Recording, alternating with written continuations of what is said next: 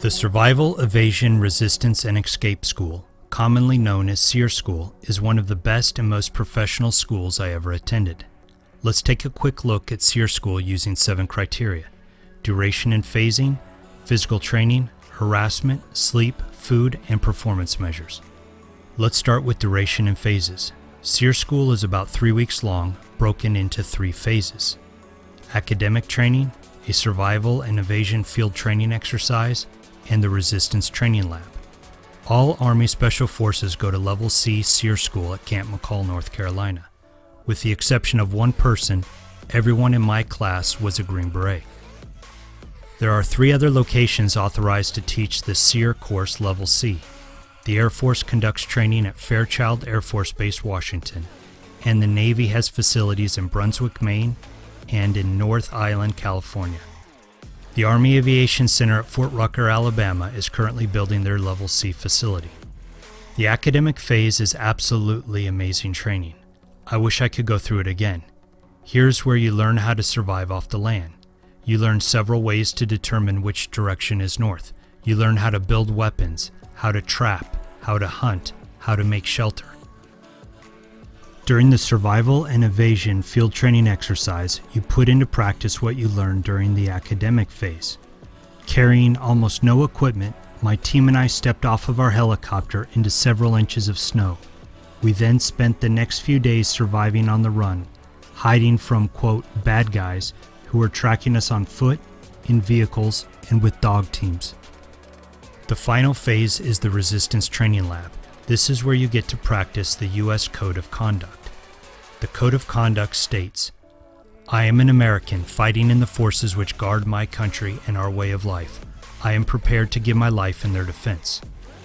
I will never surrender of my own free will. If in command, I will never surrender the members of my command while they still have the means to resist. If I am captured, I will continue to resist by all means available. I will make every effort to escape and aid others to escape. I will accept neither parole nor special favors from the enemy. If I become a prisoner of war, I will keep faith with my fellow prisoners. I will give no information or take part in any action which might be harmful to my comrades. If I am senior, I will take command. If not, I will obey the lawful orders of those appointed over me and will back them up in every way. When questioned, should I become a prisoner of war, I am required to give name, rank, service number, and date of birth. I will evade answering further questions to the utmost of my ability. I will make no oral or written statement disloyal to my country and its allies or harmful to their cause. I will never forget that I'm an American, fighting for freedom, responsible for my actions, and dedicated to the principles which made my country free. I will trust in my God and in the United States of America." Let's move on to physical training. I don't remember doing physical training at SERE School, but I do remember that most of the training was physically demanding.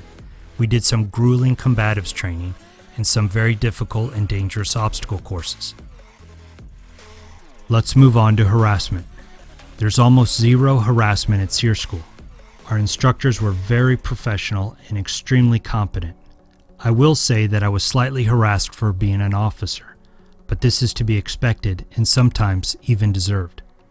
A crusty sergeant major collected up all of the officers late one evening, and he said to us, "Do you men lead by example?" "Of course we do, Sergeant Major." "Good, because tomorrow afternoon you're going to do a very long tunnel crawl for training, and I want to make sure that the officers have already done it and can properly lead the NCOs through the tunnels. Leadership by example, gentlemen." So he took us to the entrance of the tunnel complex, and we crawled single file through the tunnels for about an hour. Crawling through concrete and metal tunnels on your belly or hands and knees is not a morale builder. And of course, it was our pleasure to get to do it again the next day. Let's move on to sleep. During phase 1 of training, you get plenty of sleep, but don't be surprised if you're doing classes and conducting training late into the evening. The amount of sleep you get during the survival and evasion field training exercise is dependent upon your team's established security measures and how good you are at hiding, but let's agree that you don't get very much sleep. And in the Resistance Training Lab, you will get 0 sleep. Moving on to food. During Phase 1, you are well fed. You will generally eat at the dining facilities or have MREs every day. You occasionally eat food that you kill and prepare yourself or as a team.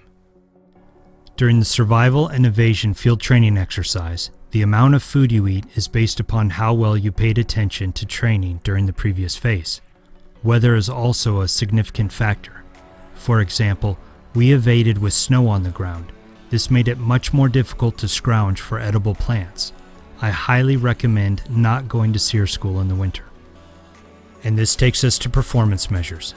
I'm going to be vague on purpose and simply say that the most significant performance measure of SERE school is that the students learn and act in accordance with the code of conduct. The last day of SERE school is a one-on-one debrief and a very discreet graduation ceremony. We got iced in at Camp McCall, and for safety reasons we were not allowed to bus back to Fort Bragg for graduation. So our guest speaker drove to Camp McCall for our ceremony. He was a Korean War prisoner of war. We were all inspired by what he said and completely humbled. Okay, so there you have it. A brief explanation about how hard is SERE school. I lost 16 pounds at SERE school, and I couldn't feel the bottom of my feet until 60 days after graduation. Despite my weight loss and my cold weather injury, I still consider SERE one of my all-time favorite schools. Not because it was easy, but because I will never forget what I learned. Thanks for watching. Don't forget to subscribe and to forward to a friend who needs to know this. Life is a special operation. Are you ready for it?